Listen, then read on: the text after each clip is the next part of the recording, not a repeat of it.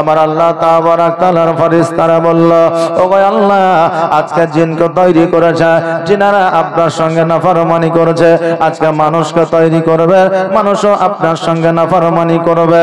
আল্লাহ বলে, এই আমার ফেরেশতারা শোনো, আজকে আমি আল্লাহ, আমি যেটা জানি তোমরা সেটা জানো না, আমি যেটা বুঝি তোমরা সেটা বোঝো না, অতএব তোমরা মাটি নিয়ে আসো, আমি মানুষ তৈরি করব। আল্লাহর ফেরেশতারা এক এক করে সবাই জমিনে এসেছিলেন, কিন্তু বেরাদার কেউ মাটি নিয়ে যেতে পারেনি। এই জন্য পারেনি, যখনই মাটি নেওয়ার জন্য এসেছে, আমার জমিন বলেছে, আল্লাহর ফেরেশতারা, আমার বুক থেকে তোমরা মাটি নিয়ে যেও না, এই জন্য যেও না, আজকে আমার বুক থেকে মাটি নিয়ে যাবে, মানুষ তৈরি হবে, আমার জমিনে আসবে, আল্লাহর সঙ্গে নাফরমানি করবে, আমার প্রতি অত্যাচার করবে। অতএব শোনো রে, দয়া করে আমার বুক থেকে মাটি নিয়ে যাও না। সকলের আপনার রহম হয়েছিল, দয়া হয়েছিল, সবাই ফিরে গিয়েছিল। শেষ পর্যন্ত হযরতে ইসরাঈল আলাইহিস সালামকে জগতের মধ্যে পাঠানো হয়েছিল। জগতের মধ্যে আসার পরে ইসরাঈল আলাইহিস সালাম যখন মাটিতে আপনার খাবল মেরে উঠায় নিল, মাটিতে বলল, এ ইসরাঈল শোনো, আজকে আমার কাছ থেকে মাটি নিয়ে যেও না, এই জন্য মাটি নিয়ে যেও না, আজকে ওই মাটি নিয়ে যাওয়ার পরে মানুষ তৈরি করবে, আল্লাহর সঙ্গে নাফরমানি করবে, জাহান্নামের মধ্যে যাবে, আমার প্রতি অত্যাচার করবে। ও ইসরাঈল, সকল ফেরেশতারা মাটি নিয়ে যায়নি, সকল ফেরেশতারা রেখে গিয়েছে, আজকে তুমি কেন নিয়ে যাও? আজকে ইসরাঈল বলে, এ মাটি শুনে নাও, আমার আল্লাহ যেহেতু অর্ডার করেছে, আল্লাহ তোমাকে তৈরি করেছে, আল্লাহ আসমান তৈরি করেছে, আমাকে তৈরি করেছে, আল্লাহ যেহেতু অর্ডার করেছে, আজকে তোমার কথা আমি শুনবো না, আজকে আল্লাহ দরবারে মাটি নিয়ে গিয়ে হাজির করবো। জোরে বলেন সুবহানাল্লাহ। নারে তাকবীর, নারে তাকবীর, নারে তাকবীর। আরে আমার বাবা যে ভাইরা, আমার হযরতে ইসরাঈল আলাইহিস সালাম সকলকে সকল মাটি নিয়ে আপনার ঊর্ধ্বগমনে গেল। ঊর্ধ্বগমনে যাওয়ার পরে আল্লাহ তাবারাক তাআলাকে বলে, আল্লাহ গো, আজকে মাটি নিয়ে এসেছি, যেই মাটি ফেরেশতা বরকরা আনতে পারে না। আমার আল্লাহ বলে, ইসরাঈল, আজকে যেহেতু তুমি মাটি এনে দিয়েছো, এই মাটি দিয়ে আমি মানুষ তৈরি করব। পৃথিবীর মধ্যে যে মানুষেরা চলাফেরা করবে, ওই মানুষের আত্মা তোমাকেই নিয়ে আসতে হবে। এই ইসরাঈল, আজকে তোমাকে সে দায়িত্ব কেন দেওয়া হলো? আজকে তোমাকে সে কর্মে যুক্ত করে দেওয়া হলো। ইসরাঈল আলাইহিস সালামের সেই দিন থেকে কর্ম হয়েছিল, সেই দিন থেকে কাজ হয়েছিল মানুষের জান কবজ করা। শুধু মানুষেরই নয়, পৃথিবীর মধ্যে যার মধ্যে প্রাণ আছে সকলের জান কবজ করতে হয়। এমন একটা সময় আসবে, এমন একটা দিন আসবে যে হযরতে ইসরাঈল আলাইহিস সালাম নিজের জান নিজেই কবজ করবে। জোরে বলেন সুবহানাল্লাহ। ও বেরাদার, আল্লাহ মওত দিয়েছে প্রত্যেকটা মানুষকে, একটা সময় দিয়েছে প্রত্যেকটা মানুষকে। যখন তার সময় সমাপ্ত হয়ে যাবে, সেই সময় তার মওত ঘটবে। এক সেকেন্ড আগেও যাবে না, পরেও যাবে না। এই মওতকে কেউ ভয় করে না। আমার আল্লাহ তাবারাক তাআলা রাসূল সাল্লাল্লাহু তাআলা আলাইহি ওয়াসাল্লাম বললেন, আমার বান্দা বান্দীরা, আমার উম্মত উম্মতিরা যদি প্রতিনিয়ত 70 বার করে মরণকে স্মরণ করে, আমার আল্লাহ তাবারাক তাআলা কাল কিয়ামতের দিনে ওই বান্দা বান্দীকে শহীদের দরওয়াজা দান করবে। এই বাবাজি ভাইরা, আমার আল্লাহ তাবারাক তাআলা কিয়ামতের দিন শহীদের দরওয়াজা দান করবে। ওরে আমার মা বোনেরা, আজকে ইসলামের জন্য জিহাদে যেতে হয় না, তবে ইসলামের জিহাদের যুদ্ধের ময়দানে গিয়া যতটা নেকি পাওয়া যায়, যতটা সবের অধিকারী হওয়া যায়, একজন মা সেই যুদ্ধের মতো হয়তো সবের অধিকারী হয় শুধুমাত্র স্বামীর সেবা করে খুশি করলে। স্বামী যদি খুশি হইয়া যায় একজন বিবির প্রতি, আমার আল্লাহ তাবারক তাআলা বলে আমি ওই জগতের নারীকে একটা উহুদ পাহাড়ের সমান একটা যুদ্ধের সমতুল্য নেকি দিয়ে থাকে। জোরে বলেন সুবহানাল্লাহ। ওই আমার মা বোনেরা, আজকে জগতের মধ্যে স্বামীর সম্মান করলে আপনার সম্মান জগতে বেড়ে যাবে। আজকে স্বামীর প্রতি যদি আপনার প্রতি সম্মান না থাকে, আজকে আপনার সম্মানের হানি হয়ে যাবে।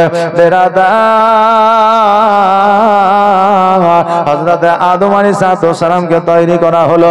আদম আলাইহিস সালামকে তৈরি করার পরে জান্নাতে রাখা হলো। আদম আলাইহিস সালাম জান্নাতের মধ্যে চলাফেরা শুরু করে দিলেন। আমার আল্লাহ বললে, আদম আজকে তোমাকে জান্নাতের মধ্যে রেখেছি। জান্নাতের মধ্যে ফল আছে, ফুল আছে, জান্নাতের মধ্যে কতই না খাবার আছে, জান্নাতের মধ্যে মধুর নাহার আছে, জান্নাতের মধ্যে দুধের নাহার আছে। তোমার যেটা খুশি তুমি সেইটা পান করতে পারো, তোমার যেটা খুশি তুমি সেইটা খাইতে পারো। কিন্তু শোনো রে, এই জান্নাতের মধ্যে একটা গন্ধম ফল আছে, ওই ফলটা জীবনে কোনোদিন মুখে দেবে না, ওই ফলটা জীবনে কোনোদিন খাইবে না। এটা আম্মা আমার, এটা আমি আল্লাহ আমার অর্ডার, আমার আদেশ। হযরত আদম আলাইহিস সালাম বললেন ঠিক আছে, আমি ওই ফল খাওয়া তো দূরের কথা, ওই ফলের গাছের নিচে পর্যন্ত যাব না।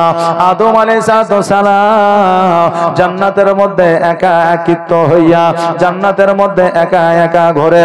আমার আল্লাহ তাবারক তাআলা বললেন, এই আমার ফেরেশতারা শোনো রে, আজকে আদম আলাইহিস সালাম জান্নাতের মধ্যে একা একা ঘুরে। আজকে তার সঙ্গিনী বানায়া দিলে কেমন হয়, আজকে তার সাথী বানায়া দিলে কেমন হয়। আল্লাহর ফেরেশতারা বললেন, আল্লাহ গো আজকে ভালো আপনি জানেন, যেটা করবেন সেটাই ভালো হবে। আমার আল্লাহ তাবারক তাআলা আদম আলাইহিস সালামকে চিৎ করে শোয়া দিয়া আদম আলাইহিস সালামের বাম পাজরে বুকের মাটি লইয়া একজন নারী অর্থাৎ হাওয়া আলাইহিস সালামকে তৈরি করলেন। জোরে বলে সুবহানাল্লাহ। এই আমার বাবাজি ভাইরা, আজকে বেরাদার নারীদেরকে বুকের বাম পাজরে মাটি দিয়ে তৈরি করা হইলো। এখন আমার অনেক বাবাজিরা আছে, অনেক পুরুষ আছে, নারীদেরকে পায়ের তলে রাখে, নারীদেরকে গোলাম মনে করে, নারীদেরকে চাকরানি মনে করে। আমার আল্লাহ বলে, বান্দারে আজকে আমি নারীদেরকে যদি পায়ের মাটি দিয়ে তৈরি করতাম, নারীরা পায়ের তলে থাকতো। নারীদের যদি হাতের মাটি দিয়ে তৈরি করতাম, নারীরা হাতের মুষ্ঠে থাকতো। নারীদেরকে যদি মাথার মাটি দিয়ে তৈরি করতাম, নারীরা মাথার উপরে উঠে নাচতো।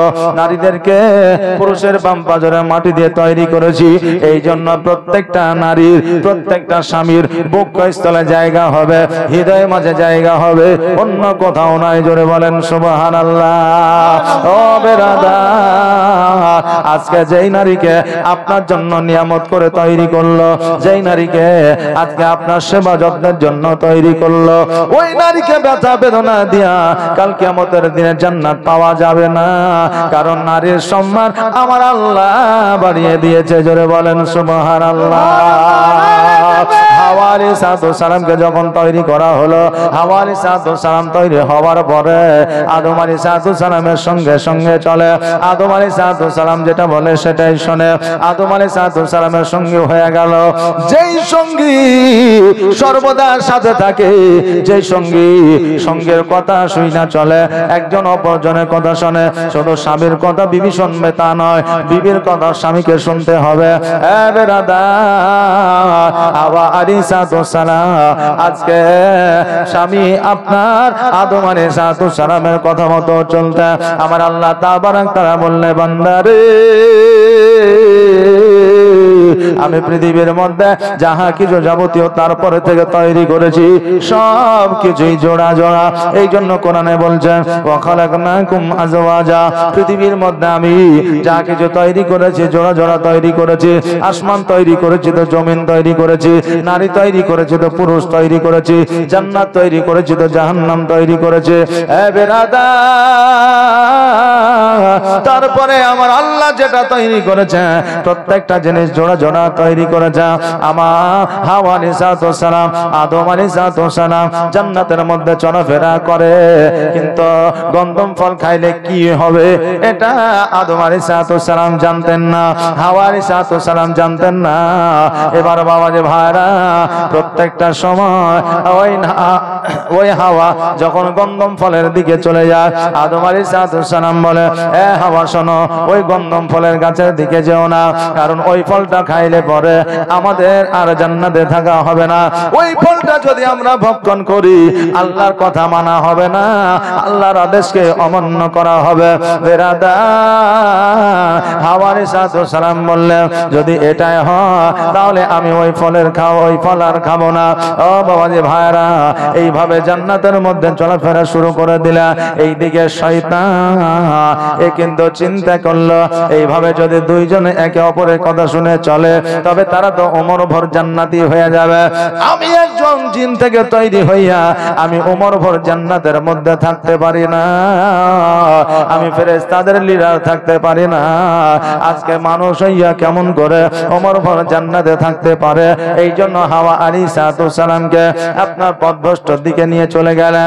হাওয়া আলাইহিস সালামকে কুমন্ত্রণা দিলেন, বললে, হাওয়া আজকে জান্নাতের মধ্যে সবকিছু তোমাদের জন্য প্রযোজ্য করেছে, কিন্তু গন্ধম ফলটা তোমাদের জন্য প্রযোজ্য করে না। হাওয়া আলাইহিস সালাম বললেন, ঠিক আছে, সেটা তো আল্লাহ মানা করেছে, বারণ করেছে। বলে, কেন বারণ করেছে এটা কি জানো? বলে, না না জানা নাই। বলল, শোনো গো, আজকে তোমরা ওমর ভর সারা জীবন চিরতরে জান্নাতের মধ্যে যদি থাকতে চাও ওই গন্ধম ফলটা খেয়ে নাও। ওই গন্ধম ফলটা যদি না খাও যে কোনো সময় তোমাদের দুনিয়ায় চলে যেতে হতে পারে, জান্নাতের মধ্যে অমর ভর তোমরা থাকতে পারবে না। হাওয়া একজন মহিলা মানুষ, ও মনে করলো যে তাই তো, এইটা কিসের জন্য খেতে বারণ করেছে সেটা তো জানি না। তো জান্নাত হচ্ছে আরামের জায়গা, তো জান্নাতেই আমরা থাকতে চাই, অন্য কোথাও যাইতে চাই না। তাহলে গন্ধম ফলটা খাইতে হবে। গন্ধম ফলটা যদি আমরা খেয়ে নি তবে আমরা অমর ফল জান্নাতের মধ্যে থেকে যাব। এবার বেরাদার হাওয়া আলাইহিস সালাম শয়তানের অশ্বাসে পড়ে গিয়ে আর গন্ধম ফল তো খেয়েছে, সাথে আদম আলাইহিস সালামকে লুকায়িত ভাবে খাইয়েছে। এবার যখন খাওয়া হয়েছে তিনাদের বাথরুমের প্রয়োজন হয়েছে। আল্লাহ বলে, হে আদম, জান্নাতটা হলো আমার পবিত্র জায়গা, আজকে তোমাদের গন্ধম ফল খাইতে বারণ করেছিলাম, আজকে তোমরা গন্ধম ফল খেয়েছো, এই জন্য আমি আল্লাহ আমার আদেশকে অমান্য করা হয়েছে। আর জান্নাতের মধ্যে তোমাদের জায়গা না, তোমাদেরকে জগতের মধ্যে পাঠিয়ে দিব। বেরাদার হাওয়া আলাইহিস সালামকে এক জায়গায়, আদম আলাইহিস সালামকে আরেক জায়গায় পৃথিবীর মধ্যে নিক্ষেপ করা হলো। আদম আলাইহিস সালাম বললে, আল্লাহ গো, পৃথিবীর মধ্যে যাব, তবে জান্নাত হইতে আমরা কিছুই পাবো না এটা জানি, তবে গাছের কয়েকটা পাতা আমরা নিতে চাই। এই জন্য যে আমাদের ইজ্জতটা ঢাকার জন্য আদম আলাইহিস সালাম 3টা পাতা নিয়েছিলেন, আর হাওয়া আলাইহিস সালাম 5টা নিয়েছিলেন। এই জন্য জগতের মধ্যে বাবা আপনার পুরুষদের কাফন হয় 3টা, আর মহিলাদের কাফন হয় বাবা 5টা। জোরে বলুন সুবহানাল্লাহ। আদম আলাইহিস সালামকে এক জায়গায় ফেলা হয়েছিল, হাওয়া আলাইহিস সালামকে আরেক জায়গায় ফেলা হয়েছিল। একদিন নয়, 2 দিন নয়, 3 দিন নয়, 4 দিন নয়, কয়েক বছর ধরে আল্লাহ দরবারে দোয়া করতেছিল, আল্লাহ গো, আজকে হাওয়া আলাইহিস সালামকে আমার সঙ্গে মিলিত কইরা দাও, দেখা কইরা দাও। আজকে দেখা হয় না, আমার দোয়া তোমার দরবারে কবুল হয় না। আদম আলাইহিস সালাম চিন্তা করে, আল্লাহ গো, আমার দোয়া কেমন করে কবুল হবে? হঠাৎ করে আদম আলাইহিস সালামের মনে পড়ল, আল্লাহ আপনার নামের পরে একটা মুহাম্মদ রাসূলুল্লাহ সাল্লাল্লাহু তাআলা আলাইহি ওয়াসাল্লাম নামখানা লেখা ছিল। আল্লাহ গো, আজকে মুহাম্মদ সাল্লাল্লাহু তাআলা আলাইহি ওয়াসাল্লামের ওসিলায় আমার দোয়াটা তুমি কবুল করো। যেমন এই কথা বলেছে, সঙ্গে সঙ্গে আমার আল্লাহ তাবারক তাআলা আদম আলাইহিস সালামের দোয়াকে কবুল করেছে। আমার আদম আলাইহিস সালাম বলে আল্লাহ গো এত দোয়া করিলাম তোমার দরবারে কবুল হয় না, আজকে মুহাম্মাদের নাম নিয়া যখন আমি দোয়া চেয়েছি দোয়াটা কারেন্টের মতো কবুল হয়েছে। আল্লাহ আমি জানি না এই মুহাম্মাদটা কার নাম। আমার আল্লাহ তাবারাক তাআলা গায়বে আওয়াজ দিয়ে বলে আদম আলাইহিস সালাম তুমি যে মুহাম্মদটাকে তুমি জানো না, তবে মুহাম্মদের নামের ওসিলায় তুমি দোয়া চাইলা কেমন করে। আমার আদম আলাইহিস সালাম বলে আল্লাহ গো আমি এতদিন দোয়া করেছি আমার দোয়া তোমার দরবারে কবুল হয় না।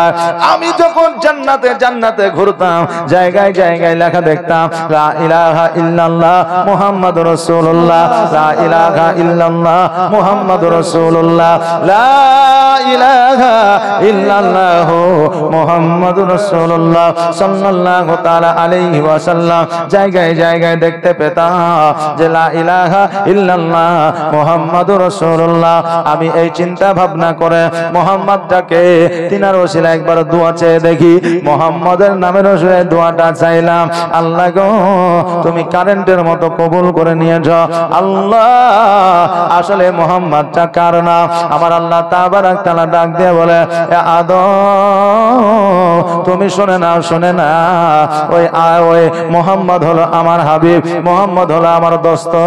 আজকে মুহাম্মদকে তৈরি না করলে, আজকে আমার হাবিবকে তৈরি না করলে আসমান জমিন কীট পতঙ্গ নদী নালা কিছুই আমি তৈরি করতাম না, ফারিস্তা জিন তৈরি করতাম না, এমনকি আদম তোমাকেও তৈরি করতাম না। আজকে হাবিবের ওসিলায় সারা জাহান তৈরি করেছি, আর আজকে হাবিবের ওসিলায় যদি কেউ দোয়া চায় আমি আল্লাহ ফিরাইয়া দিই না। আমি আল্লাহ আমি নবীর ওসিলায় কেউ দোয়া চাইলে আমি ফিরাইয়া দিই না। ও বাবা যে ভাইরা, এই জন্য আহলে সুন্নাত ওয়াল জামাতের মানুষ দেখবেন 4 রাকাত 2 রাকাত নামাজ আদায় করার পরে দেখবেন দোয়া কমপ্লিট করার সময় মুহাম্মদ লা ইলাহা ইল্লাল্লাহ মুহাম্মাদুর রাসূলুল্লাহ সাল্লাল্লাহু তাআলা আলাইহি ওয়াসাল্লাম বলে আপনার মুখে চুম্বন দেয়। এই জন্য বাবা নামাজ কমপ্লিট পরে কাবা থেকে আমার নবীর রওজার দিকে একটু কট ঘুরায়া যেন সালাতু সালাম পড়ে। আমার আল্লাহ বলে আমার হাবিব যদি খুশি হয়ে যায় আমি আল্লাহ খুশি হয়ে যায়। জোরে বলেন সুবহানাল্লাহ। আরে আমার বান্দারা, আমি আল্লাহ আমাকে যদি পাইতে চাও আমার নবীকে খুশি করো। আমার নবী যদি খুশি হইয়া যায় আমি আল্লাহ খুশি হইয়া যাব। আমি আল্লাহ নবীর খুশিতে খুশি হইব। আমার দয়ার নবী মায়ার নবী সাল্লাল্লাহু তাআলা আলাইহি ওয়াসাল্লাম যখন ইসলাম প্রচার করতেছিলেন কাফেরেরা আঘাত করেছিল পাথরে, আমার নবীর গাটা যেন রক্তাক্ত হয়ে গিয়েছিল। আমার আল্লাহ বলেছিল হাবিব গো আমার দুনিয়ার দরকার নাই, আমার জগতের দরকার না, কেউ উপাসনা করুক আর না করুক আমার তাতে কিছু যায় আসে না। তবে হাবিব শোনো, আজকে কাফেরেরা তোমার প্রতি জুলুম করেছে, পাথরের আঘাত করেছে, তোমার শরীরটা রক্তাক্ত হয়ে গেছে। হাবিব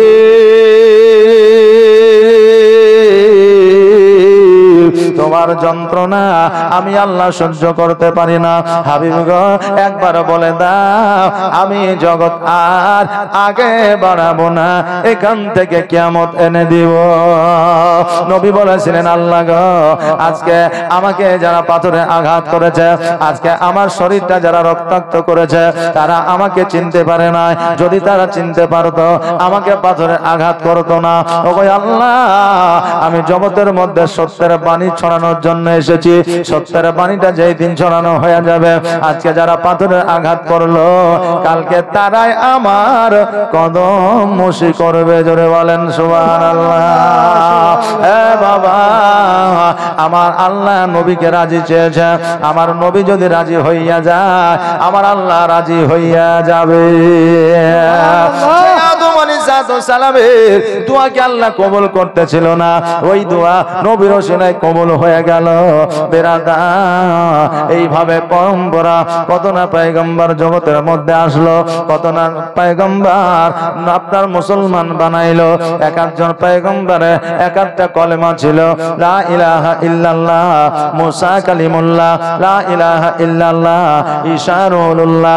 এইভাবে আপনার এক একটা পয়গম্বরে এক একটা কলেমা ছিল। আমার নবী পাক সাল্লাল্লাহু তাআলা আলাইহি ওয়াসাল্লামের লা ইলাহা ইল্লাল্লাহ মুহাম্মাদুর রাসূলুল্লাহ এই কলেমাটা ছিল। এই ব্রাদার, আমার প্রত্যেকটা পয়গম্বরের শেষে ছিল আলাইহিস সালাম। যেমন ইব্রাহিম আলাইহিস সালাম, মুসা আলাইহিস সালাম, ঈসা আলাইহিস সালাম, ইসমাঈল আলাইহিস সালাম, প্রত্যেকটা পয়গম্বরের শেষে আলাইহিস সালাম। আমার নবীজি প্রত্যেকটা পয়গম্বরের চাইতে আলাদা, এইজন্য আমার নবীর টাইটেলও আলাদা।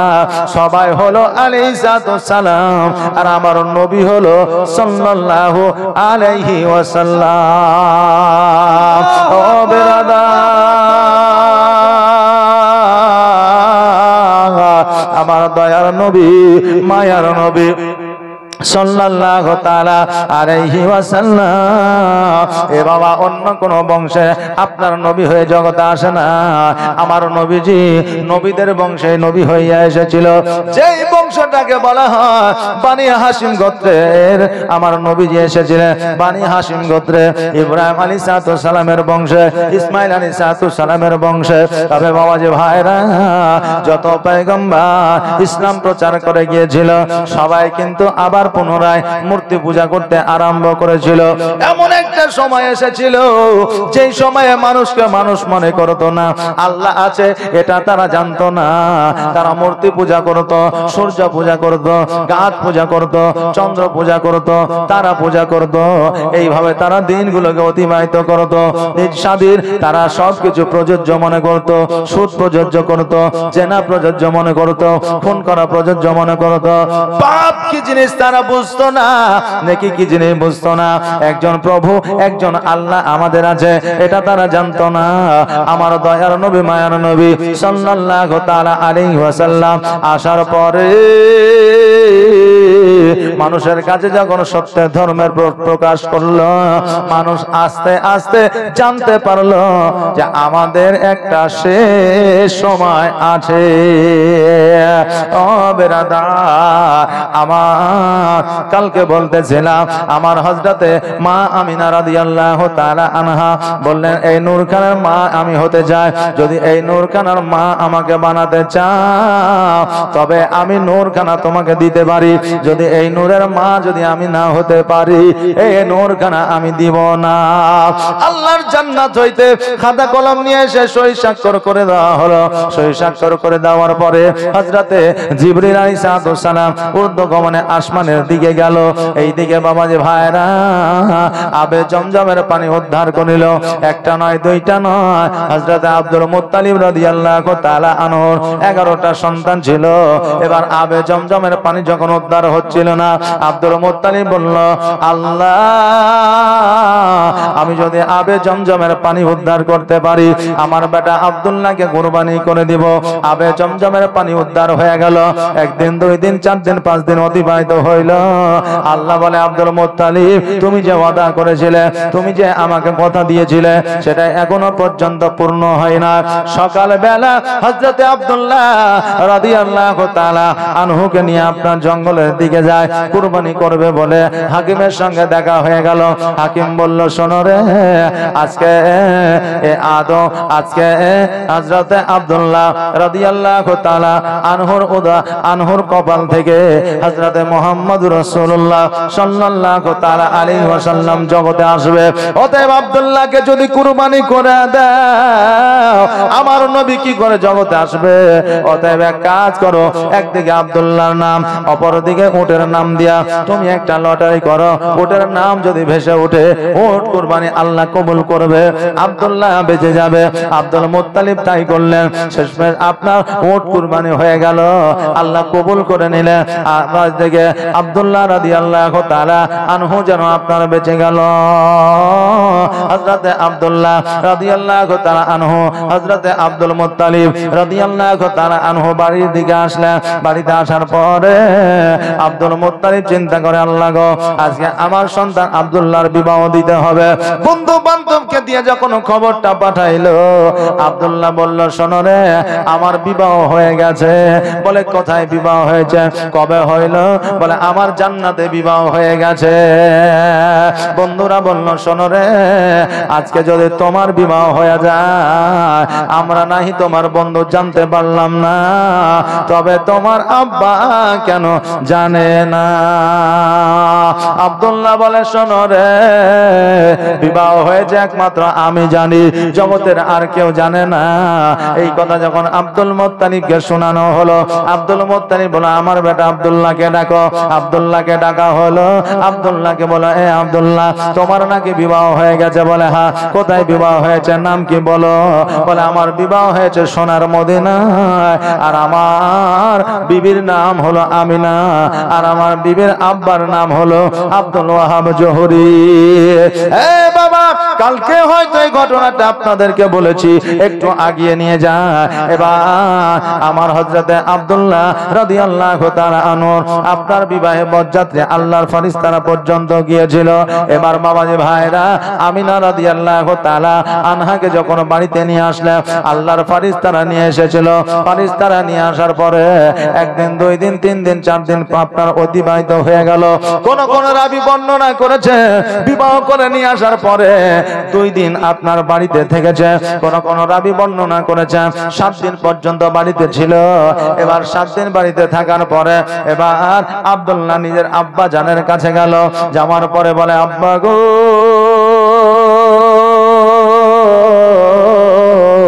আজকে আমি বিবাহ করেছি, আমারও সংসার হয়েছে। ও ভাই আব্বা, আমার আরো 10 ভাই যেমন বাণিজ্য করতে বিদেশে যায়, আমিও বিদেশে বাণিজ্য করার জন্য যেতে চাই। আব্দুল মুত্তালিব বলে, আব্দুল্লাহ, আজকে ছোট থেকে তুমি বড় হয়েছ, জীবনে কোনোদিন তোমাকে বাণিজ্যে পাঠাই নাই, জীবনে কোনোদিন ব্যবসায় যাও না, জীবনে কোনোদিন বিদেশে তুমি যাও না, আজকে তুমি যাইবা, আমি আব্দুল মুত্তালিব কেমন করে সহ্য করব? আব্দুল্লাহ বলে, আব্বা গো, আজকে ভাইরা ব্যবসা করে আসবে, বাণিজ্য করে আসবে, তারা টাকা পয়সা উপার্জন করবে, তাদের সন্তানাদি বিবি বাল বাচ্চা নিয়ে খাবে। আজকে আমিও রোজগার করে আনতে চাই, আমিও ব্যবসা করতে চাই। আব্বা গো, তুমি একবার অর্ডার দিয়ে দাও। আরে বাবা, সন্তানদের যখন বিবাহ হয়ে যায় একটা অন্যরকম খরচা বেড়ে যায়। অতএব কর্ম না করিলে, কাজ না করিলে কেমন করে সংসারটা চালানো যায়? এই জন্য আব্দুল মুত্তালিব বলল, শোনো, আজকে তুমি যখন বাণিজ্যে যেতে চাইছো, তুমি যাও, তোমাকে বারণ করব না, তবে বাবা একটু দেখে শুনে থাকবে, একটু সতর্ক ভাবে থাকবে। এই জন্য সতর্ক ভাবে থাকবে যে তুমি জীবনে কোনোদিন বাইরে যাও না, রাস্তাঘাট চেনো না, পথ তুমি চেনো না। এই জন্য আমি তোমাকে আমি সতর্ক করতে আছি।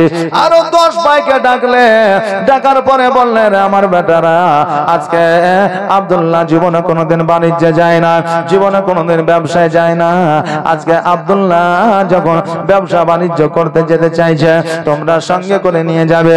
ভাইকে সব সময় খেয়াল রাখবে যাতে কোনো রকমের অসুবিধা না হয়। আরো ভাইরা সবাই বলল, আব্বা গো, আজকে আমরা ছোট ভাইকে সবাই ভালোবাসি, আজকে তার ব্যবসা যদি না হয়, বাণিজ্য যদি না হয়, আমরা দায়িত্ব নিয়ে তার ব্যবসা বাণিজ্য করে দিব। তবে আব্বা, আব্দুল্লাহকে যে জায়গায় নিয়ে গেছি ওই জায়গায় লাভ হয়েছে, ওই জায়গায় উন্নতি হয়েছে, ওই জায়গায় ভালো হয়েছে, ওই জায়গায় কোনো দিন ক্ষতি হয় না। আব্দুল মুত্তালিব বলল, ঠিক আছে, যাও, অসুবিধা সুবিধা নাই। বাবাজি ভাইরা সকালবেলা সব ভাই যেন বাড়িয়ে গেছে বাণিজ্য করার জন্য, উটের পৃষ্ঠে যেন চেপে গেছে। আব্দুল্লাহ রাদিয়াল্লাহু তাআলা আনহু উনিও যেন বাবা আপনার বের হয়ে গেছে, উনিও যেন আপনার উটের পৃষ্ঠে চেপে গেছে। আমিনা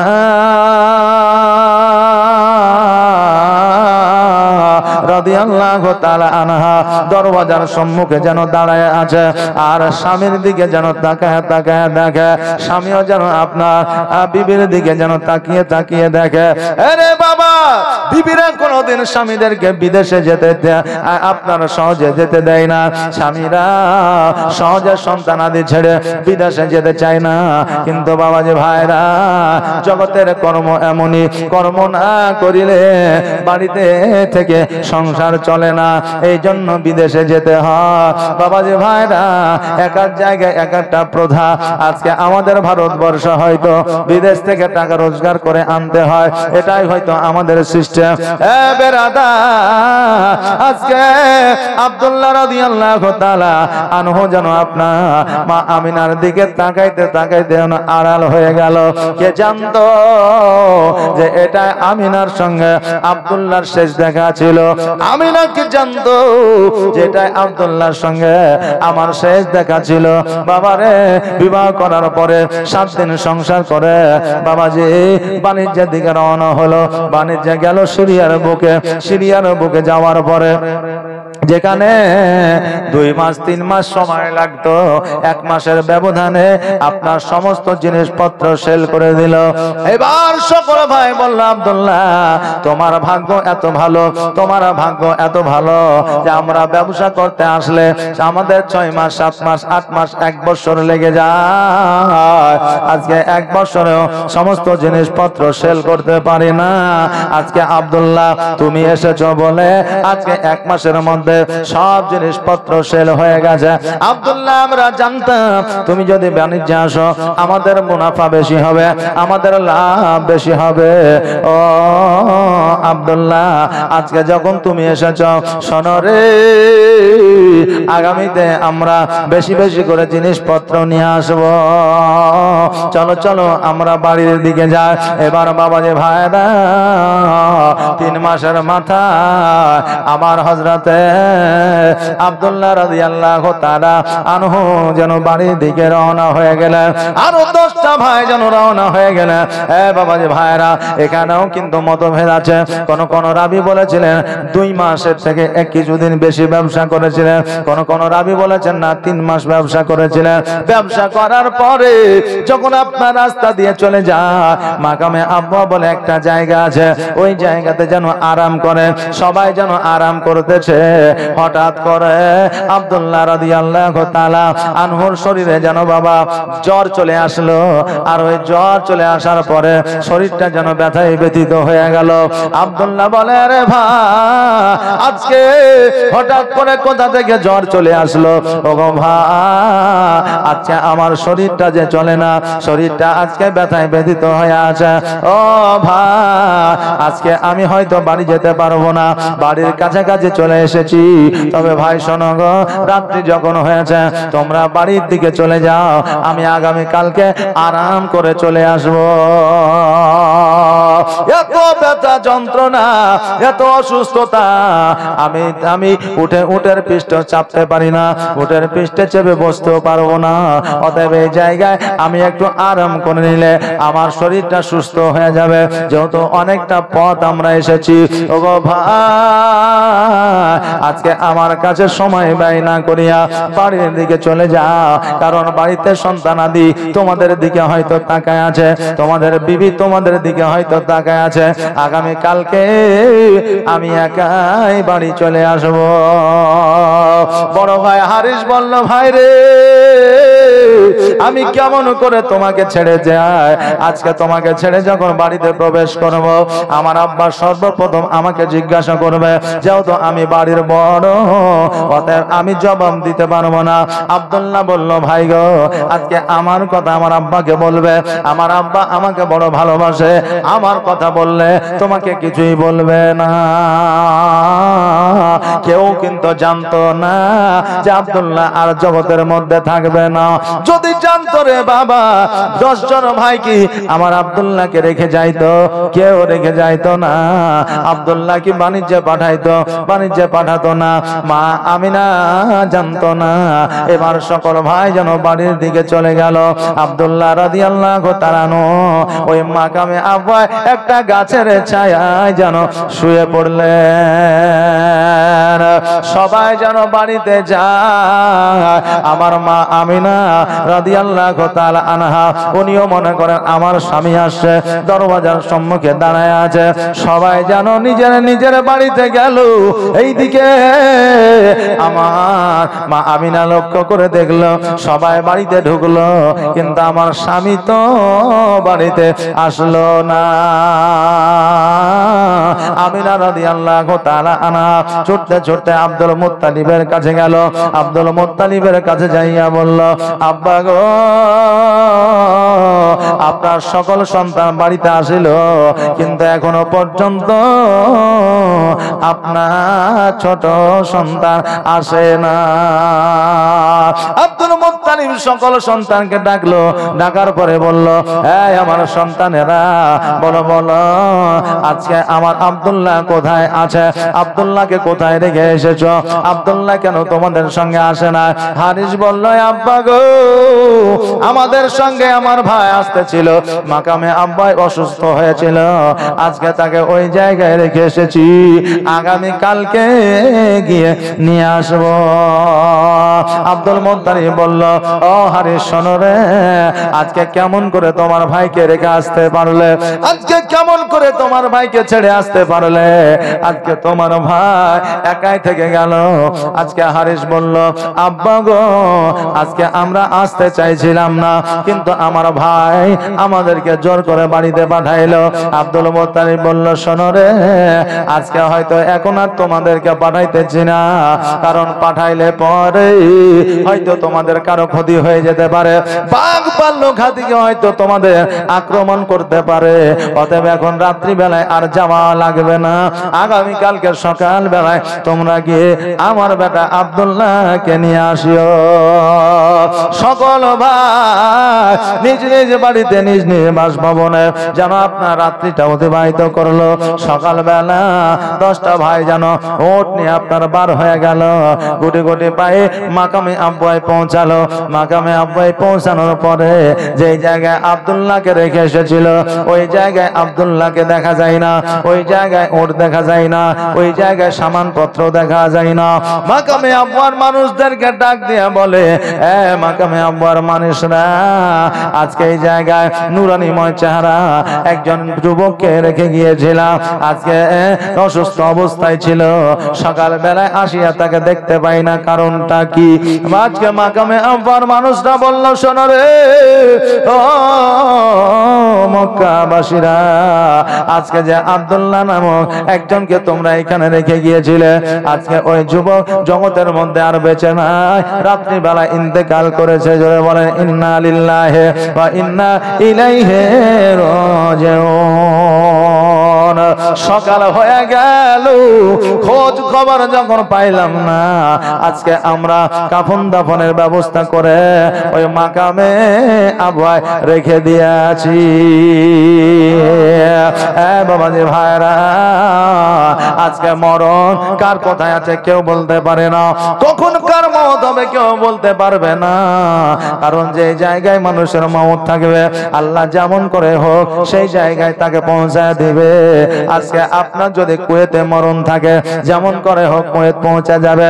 আজকে যদি আমার অন্য জায়গায় মওত থাকে, যেমন করে হোক সেই জায়গায় পৌঁছায় দিবে। কাছে টাকা থাকুক আর না থাকুক, কারণ যে জায়গায় যার মওত হবে সেই জায়গাতে তার যেই জায়গায় যার মওত লেখা আছে সেই জায়গায় তার মওত হবে, একটু এদিকেও যাবে না ওই দিকেও যাবে না। আব্দুল্লাহ রাদিয়াল্লাহু তাআলা আনহুর হয়তো মাকামে আব্বা ইহ জগৎ ছেড়ে পরে জগৎ যাওয়ার আপনার জায়গা ছিল, এই জন্য মাকামে আব্বা তিনি এই জগৎ ছেড়ে পরে জগৎ গমন করেছিলেন। কোন জায়গা নির্ধারিত নাই রে বাবা। আজকে আপনি পরিষ্কার পরিচ্ছন্ন করে একটা জায়গা কবর খনন করে রাখলেন, রাখলে কিন্তু দেখা গেল ওই জায়গা আপনার মত হইল না। এই জন্য বলছে কোন জমিনের মাটি আমার হবে গোরস্থান, কোন জমিনের মাটি আমার হবে গোরস্থান।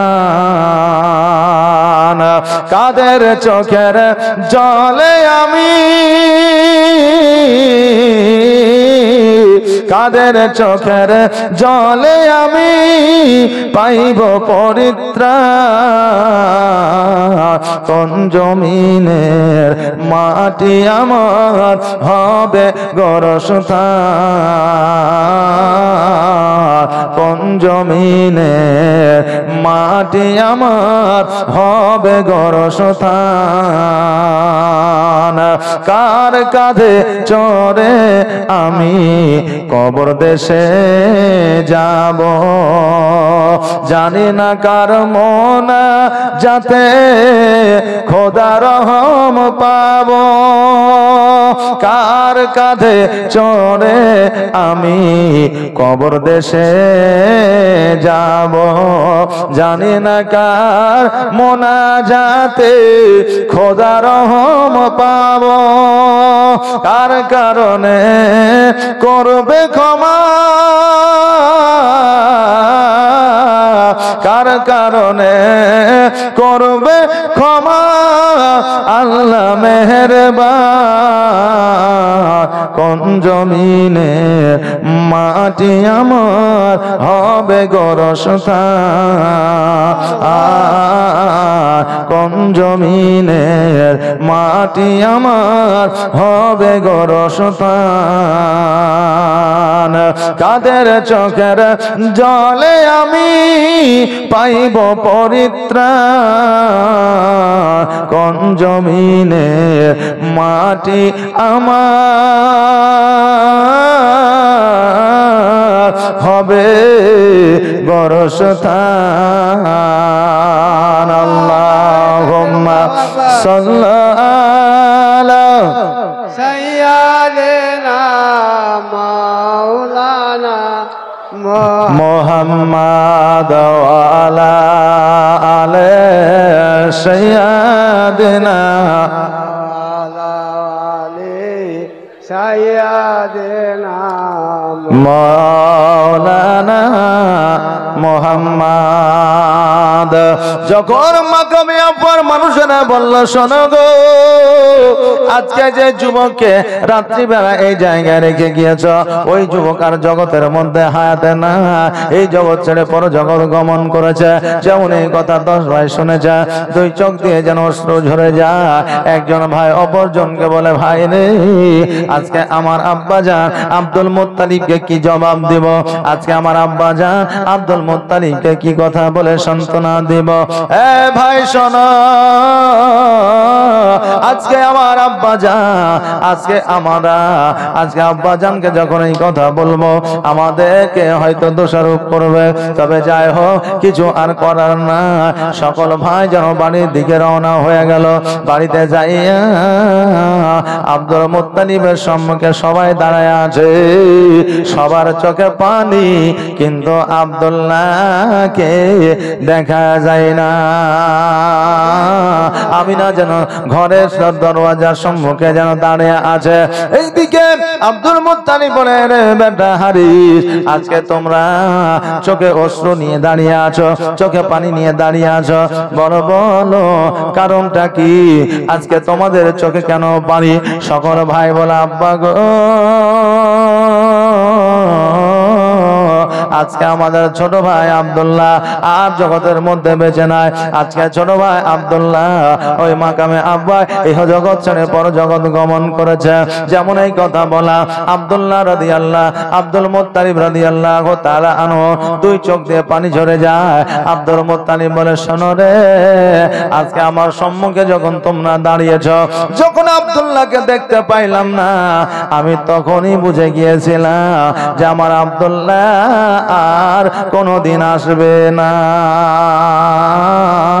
সবাই চোখে পানি নিয়া যেন নিজের নিজের বাড়িতে গেল। এইদিকে মা আমিনা রাদিয়াল্লাহু তাআলা আনহা উনি যেন বলতেছে, আল্লাহ এখনো পর্যন্ত আমার স্বামী তো বাড়ি আসলো না। ছুটতে ছুটতে আব্দুল মুত্তালিবের কাছে আসলো। আসার পরে বলে, আব্বা গো, আমার স্বামীকে কেন দেখা যায় না? আমার স্বামী কেন আসলো না? আমার স্বামীকে কেন নিয়ে আসলো না? আব্দুল মুত্তালিব মাথাটা নিচু করে মা আমিনাকে বলতেছে, আমিনা রে, তোমার স্বামী আর কোনোদিন আসবে না। তোমার স্বামী কোনোদিন তোমার বাড়িতে আসবে না। কেন না? তোমার স্বামী আর জগতের মধ্যে না। আমার আমিনা রাদিয়াল্লাহু তাআলা আনহা বলে, ওগো আমার আব্বা জান, আজকে আমার স্বামী যদি না আসে, আজকে আমার স্বামী যদি ইহ জগৎ ছেড়ে পর জগৎ গমন করে, আজকে আমাকে কে খাওয়াবে? আজকে আমার কেমন করে দিন যাবে? আজকে কেমন করে রাত্রিটা অতিবাহিত হবে? ও আব্বা জান, আমার স্বামী ছাড়া আমার জগতে আর কেউ না।